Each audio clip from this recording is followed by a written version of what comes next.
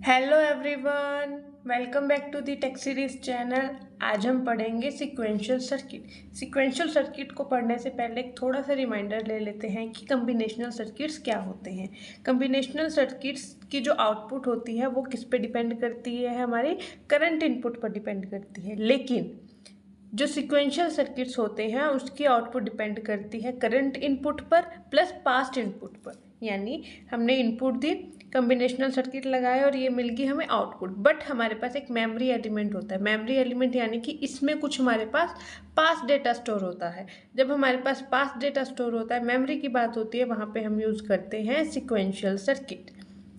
अब बात करते हैं हम कुछ इंपॉर्टेंट एग्जाम्पल्स की, जैसे फ्लिप फ्लॉप।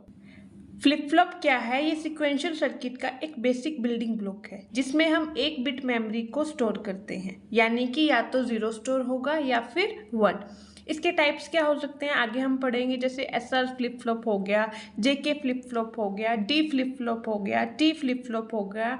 ये सारे किसके एग्जाम्पल्स हैं? फ्लिप फ्लॉप्स के, राइट। फिर हमारे पास आता है लैचेस। लैचेस क्या होते हैं? ये फ्लिप फ्लॉप के जैसे होते हैं बट ये क्लॉक के बिना भी काम करते हैं। अच्छा, पहले हम क्लॉक समझ लेते हैं कि हमारे पास क्लॉक क्या होती है ना।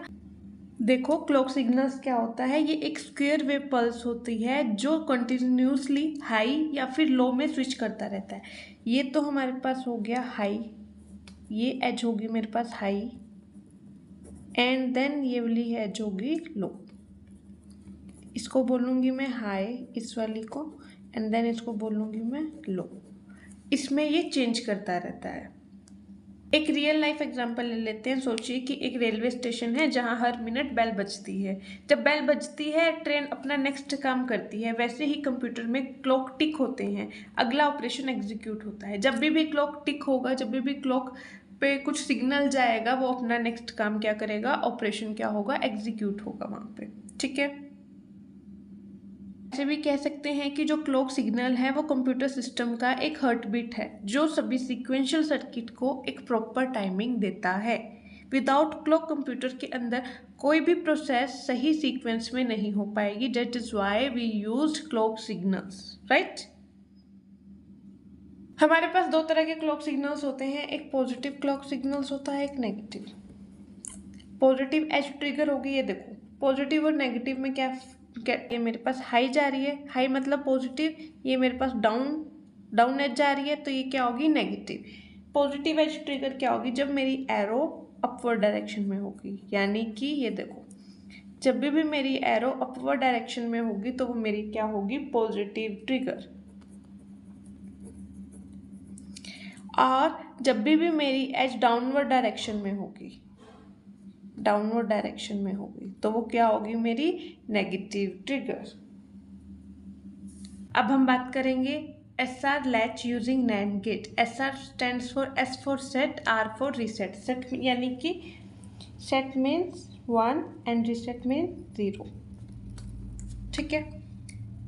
अब NAND गेट क्या होता है आपको पता है? जब भी मेरे पास कोई भी इनपुट, एक भी इनपुट क्या हो, 0 हो, तो आउटपुट क्या मिलेगी मुझे, 1। ये याद रखना कि कम से कम एक इनपुट मेरे पास क्या हो, 0, तो आउटपुट क्या होगी मेरे पास, 1। ये होता है हमारे पास NAND गेट। ठीक है। अब इसका यूज़ हम करते हैं SR latch using NAND gate में। ठीक है। अब देखो, मेरे पास S और R है, सेट है और रीसेट है। मेरे पास 4 ही ऑपरेशन बनेंगे, 0 0 0 1 1 0 एंड 1 1। Qn+1 क्या है मेरे पास, नेक्स्ट स्टेट। ठीक है। Qn क्यू बार क्या है, यहाँ पे Q और Q बार क्या रिप्रेजेंट कर रहा है, मेरे पास आउटपुट रिप्रेजेंट कर रहा है। अब देखो हमने करना क्या है, ध्यान से समझना इसको। अगर ये समझ आ गया तो आपको अगले आने वाले जो भी SR है, JK है, D है, T फ्लिप फ्लॉप है, मास्टर स्लैव है, कुछ भी है, वो इजीली समझ आ जाएगा। ठीक है। देखो करेंगे, पहले मैं ये वाली इक्वेशन ले लेती हूँ। S देखो, S की वैल्यू क्या है मेरे पास, 0, R की वैल्यू क्या है, 1। अब देखो, जब S is equal to 0 NAND gate में से पास होगा तो मेरे पास क्या आएगा, अगर एक भी इनपुट मेरे पास 0 है तो आउटपुट ऑटोमेटिकली क्या आ जाएगी, 1 आ जाएगी। ठीक है। अब ये देखो, ये वाला जो 1, इसकी आउटपुट, इसकी क्या बन रही है, इनपुट, मतलब क्या है, यहाँ पे भी 1, और 1 1 यूजिंग NAND गेट क्या होता है मेरे पास, 0। ये देखो 1 1 यूजिंग NAND गेट क्या है, 0, तो इसकी आउटपुट क्या आ जाएगी, 0। और इसकी आउटपुट किसके साथ मिल रही है, इसके साथ 0 0 ऑलरेडी मेरे पास क्या होता है 1, मतलब क्यू की वैल्यू क्या आ गई मेरे पास 1 एंड क्यू का कॉम्प्लीमेंट क्या आ गया 0। सही है ना, क्यू की वैल्यू अगर 1 है तो क्यू बार या क्यू का कॉम्प्लीमेंट क्या है 0, तो मेरे पास क्या आ गई 0 1 पे मेरे पास नेक्स्ट स्टेज क्या आ गई 1, क्यू की वैल्यू क्या आ गई 0। अब ऐसे ही हम नेक्स्ट वाला 1 और 0 की इनपुट दे के चेक करेंगे कि हमारे पास नेक्स्ट स्टेज क्या आएगी। देखो नेक्स्ट के लिए क्या होगा, एस की वैल्यू क्या है 1 एंड आर की वैल्यू क्या है 0। बस 0 पे देखो, अगर 0 है तो मेरे पास आउटपुट क्या आ जाएगी 1, इसकी आउटपुट इस पे क्या बन रही है इनपुट 1 1 क्या होगा 0। और देखो क्यू की वैल्यू क्या है मेरे पास 0 और क्यू का कॉम्प्लीमेंट क्या आ गया 1। सही है, मतलब क्यू 0 है तो उसका कॉम्प्लीमेंट क्या है मेरे पास 1, तो 1 0 पे वैल्यू क्या आ गई मेरे पास 0। नेक्स्ट 1 1 चेक कर लेते हैं हम। अगर ऐसे समझ नहीं आ रहा ना तो एक चीज ध्यान देखो, 0 की वैल्यू तो 1 होगी, नैंड गेट में अगर एक भी इनपुट मेरे पास 0 है तो नैंड गेट क्या आउटपुट देता है 1, ये चीज़ तो याद रखनी ही रखनी है। 1 इसकी इनपुट यहाँ पे 1, ठीक है 1 1 क्या होगा 0। अब चेक करने के लिए कि 1 होगा कि नहीं, ये देखो कैसे करोगे, इसकी आउटपुट क्या है 0 0, इस आर वाले की क्या बन रही है इनपुट 0 0 क्या होगा 1 होगा। कहीं भी अगर 0 आए और नैंड गेट लगा हो तो वहाँ पे आउटपुट क्या मिलेगी आपको 1, और इसकी हेल्प से दूसरे वाले की आउटपुट निकल जाएगी, सिंपल। अब देखो 1 1 के लिए चेक करते हैं हम क्या होता है इसका। देखो 1 1 के लिए एस की वैल्यू भी 1 है और आर की वैल्यू भी 1 है। अब मुझे समझ नहीं आ रहा कि मुझे करना क्या है इसमें, है ना, क्योंकि अगर मेरे पास 0 होता तो मैं डायरेक्ट इसकी आउटपुट क्या लिख लेती 1, बट अब तो 1 1 है।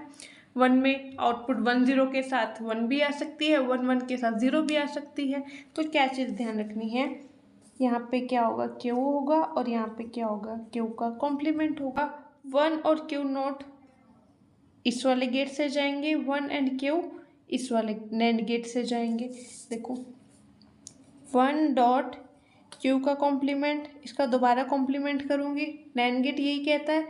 जब मैं इसका दोबारा कॉम्प्लीमेंट करूँगी तो देखो क्या होगा 1 का कॉम्प्लीमेंट प्लस डॉट किस में चेंज हो जाएगा प्लस में, क्यू का क्या हो जाएगा डबल कॉम्प्लीमेंट, 1 का कॉम्प्लीमेंट प्लस क्यू, तो क्यू मतलब 1 और क्यू कॉम्प्लीमेंट में मेरे पास वैल्यू क्या आ जाएगी क्यू। देन अगर मैं इसका चेंज करती हूँ 1 डॉट क्यू का कॉम्प्लीमेंट करती हूँ, 1 का कॉम्प्लीमेंट 0 प्लस क्यू का कॉम्प्लीमेंट, क्यू क्या हो जाएगा क्यू कॉम्प्लीमेंट।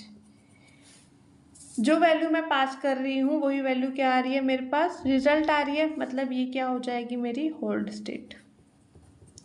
इसको 1 और 0 की हेल्प से भी देखो मैं आपको समझाती हूँ।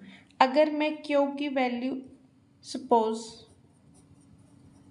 क्यू की वैल्यू 0 है, क्यू का कॉम्प्लीमेंट क्या है मेरे पास 1, मान के चलो क्यू की वैल्यू 0 है, यहाँ पे वैल्यू 0 है तो यहाँ पे क्या हो जाएगी 0, और क्यू का कॉम्प्लीमेंट 1 है तो यहाँ पे क्या हो जाएगा 1। देखो 1 1 क्या होगा 0, तो क्यू की वैल्यू क्या आ जाएगी 0, और 1 0 क्या होगा 1, क्यू के कॉम्प्लीमेंट की वैल्यू क्या आ जाएगी 1। देखो क्यू की वैल्यू 0 पुट की थी हमने, लेके चले थे और हमारे पास रिजल्ट में क्या आ गई 0। क्यू के कॉम्प्लीमेंट की वैल्यू क्या आती है हमारे पास 1 और रिजल्ट में क्या आ गई 1, मतलब जो हमने इनपुट लेके चले थे वही हमें क्या मिल रही है आउटपुट, मतलब होल्ड स्टेट नो चेंज। जो वैल्यू हम इनपुट दे रहे हैं वही वैल्यू हमारे पास क्या आ रही है आउटपुट में आ रही है। क्यू की वैल्यू 1 लेके चलो देखो, और क्यू के कॉम्प्लीमेंट लेके चलो 0, सेम होगा। क्यू की वैल्यू 1, यहाँ पे सर्कल से डिनोट कर रही हूँ इसको, क्यू की वैल्यू 1 एंड क्यू का कॉम्प्लीमेंट 0, सर्कल से डिनोट कर रही हूँ, ध्यान रखना। देखो 1 0 क्या होगा 1 और 1 1 क्या होगा 0, मतलब क्यू की वैल्यू क्या आ रही है यहाँ पे 1, मतलब हम क्यू की वैल्यू क्या लेके चले थे 1, क्यू के कॉम्प्लीमेंट की वैल्यू क्या आ रही है 0, यहाँ पे भी क्या आ रही है 0, तो ये भी क्या होगी मेरी प्रूफ होगी कि 1 1 क्या है हमारे पास होल्ड स्टेट। तो कि ये होल्ड स्टेट क्यों है, जो भी हम इनपुट लेके चल रहे हैं वही हमें क्या मिल रही है आउटपुट। अब हम बात कर लेते हैं 0 0 के लिए। 0 के लिए चेक कर लेते हैं, एस की वैल्यू क्या है मेरे पास 0, आर की वैल्यू क्या है 0। जब मेरे पास 0 0 होती है इनपुट तो मुझे पता है कि आउटपुट मेरे पास क्या आएगी 1 1। बट ये कंडीशन सेटिस्फाई नहीं हो रही। क्यों सेटिस्फाई नहीं हो रही? क्योंकि क्यू की वैल्यू क्या है मेरे पास 1। क्यू का कॉम्प्लीमेंट क्या आना चाहिए 0, बट यहाँ पे क्यू का कॉम्प्लीमेंट क्या आ रहा है 1। तो ये कौन सी कंडीशन होगी? Invalid state, right.